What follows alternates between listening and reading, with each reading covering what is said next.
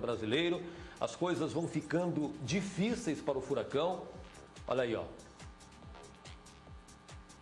E o Arrisson teve mais uma oportunidade de ser titular no Atlético Paranaense, né?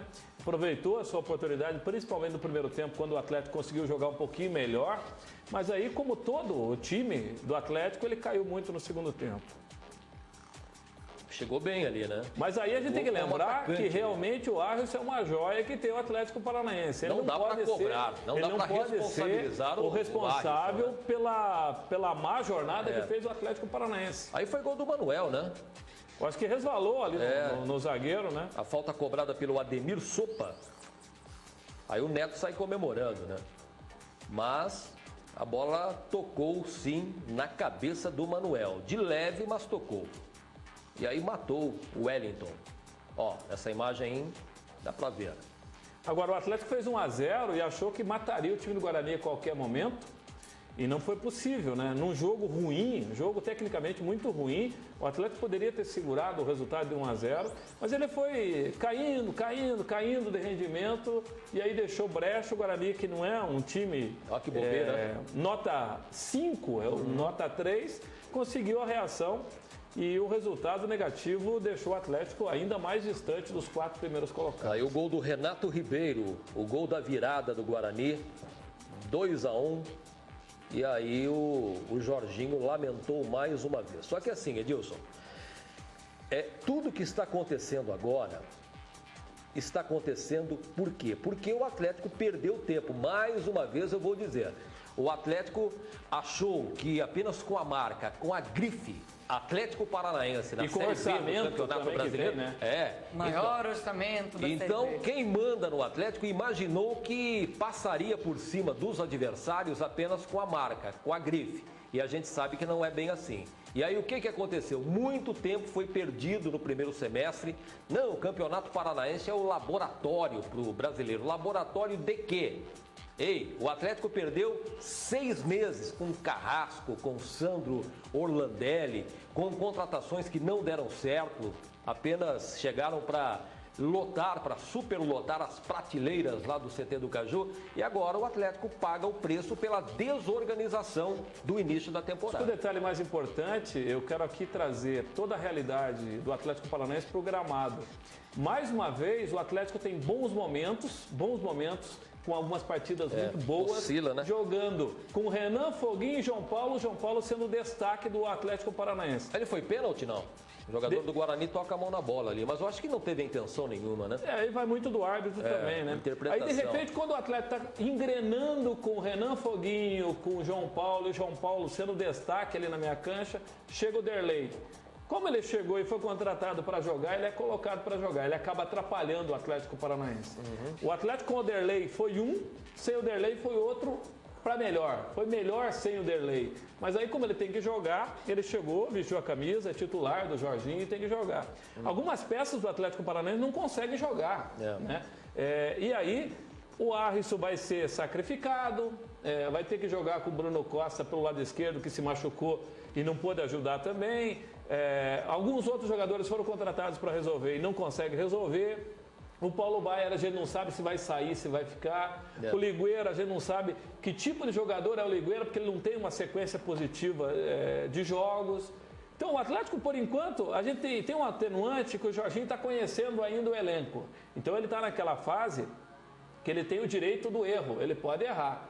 Ele pode errar até para conhecer, só que não pode demorar muito para acertar o Atlético Paranaense, porque senão vai ficar muito tarde. Eu, particularmente, acho que é muito complicado o Atlético ter uma arrancada daqui para frente. Não, mas não adianta apenas arrancada, né, Edilson? Como o Jorginho vem dizendo também. Não porque adianta. Os outros times da frente já estão caminhando não também. Não adianta nada o Atlético arrancar. Além de arrancar, o Atlético tem que ficar secando os 4 primeiros. E aí que é o complicado, né?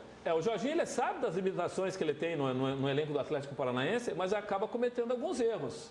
Por exemplo, eu vou destacar aqui mais uma vez. Contra a equipe do Vitória, ele entrou com o time mal posicionado em campo. com o Derlei mal posicionado, atrapalhando demais o João Paulo. O João Paulo não conseguiu jogar. João Paulo que foi destaque nas 2 primeiras vezes que ele participou como titular do Atlético Paranaense, já não conseguiu jogar. E contra o Guarani, o time foi muito abaixo da crítica. Fernandão de centroavante.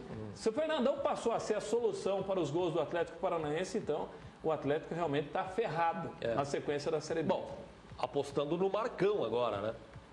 O Marcão, não acho ele um jogador muito qualificado, mas para a Série B, ele é um goleador, né? Por onde ele passou, ele fez os seus golzinhos. Tomara, e a expectativa que tem o torcedor do Atlético Paranaense, eu acho que é essa também, que ele chegue e consiga fazer os gols. Algumas oportunidades o Atlético cria, só que não bota para dentro. Que o Marcão seja esse cara que consiga colocar a bola para dentro. Agora, diz que o João Paulo também não jogou nada ontem, né? Não, ontem o Atlético não dá para destacar nenhum jogador. Foi uma partida melancólica. Já não jogou grande coisa contra a equipe do Vitória. Não conseguiu furar o bloqueio que fez o Paulo César Carpegiani naquele jogo lá na cidade de Paranaguá. Um jogo que era a proposta do Vitória de empatar o jogo, o Atlético não teve forças e nem qualidade para matar o time do Vitória. Num contra-ataque, o Vitória foi lá e ganhou. Ontem, contra a equipe do Guarani, foi um time melancólico, sonolento, dispersivo, sem vontade de jogar. Hein, Edilson, a verdade é que foi uma reação meio que enganosa também, né? Verdade seja dita. O Atlético venceu o ABC, não jogando tudo aquilo, venceu o Boa. Todo mundo sabe da qualidade do Boa. O Ipatinga. O Boa ele perdeu em Varginha. Venceu o Ipatinga aqui. Então venceu o ABC. No jogo contra o Ipatinga ele venceu não jogando bem. Exatamente. Aí ele pega o time do ABC, venceu e convenceu porque fez uma boa partida. Em alguns momentos ele acabou oscilando. Mas o ABC que não é tudo aquilo. O ABC também, que está lá embaixo também para cair. Mas contra o Avaí, ele conseguiu jogar um futebol de melhor qualidade e a expectativa era que massacrasse e atropelasse o time do Guarani. Ele não conseguiu jogar. Eu entendo que o Atlético é um time em formação ainda. Eu considero que na mão do Jorginho, o Atlético é um time em formação. E como tal, ele vai oscilar. Mas não pode oscilar tanto. Jogar uma boa partida como fez contra a equipe do Avaí lá em Florianópolis, jogar tão pouco como jogou, principalmente contra a equipe do Guarani.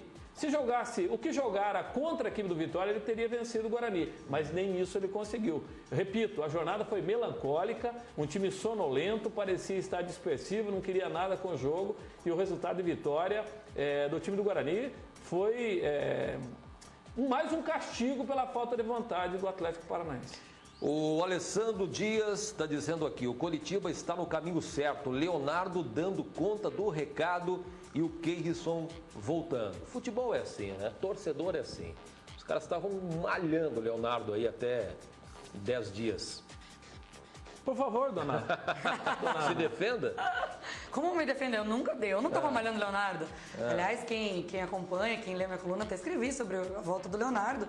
O Leonardo é um bom jogador. Eu particularmente não acho ele um excelente atacante, mas eu acho ele um jogador muito qualificado, né? Um jogador que coloca a bola para dentro. O problema do Leonardo, pelo menos na sua história com o Coritiba, é que ele passa mais tempo no departamento médico do que à disposição, do que de repente resolvendo. É a história do Nelson, né? Isso é muito complicado, Então o Coritiba vem de uma necessidade de ataque de uma temporada inteira, desde o começo do ano, desde a saída do Bill, e coloca para jogar, de repente traz como solução um jogador que se lesiona dessa forma. É óbvio que o torcedor não vê com bons olhos, o torcedor quer uma solução e vem aí um jogador conhecido da torcida de ficar encostado.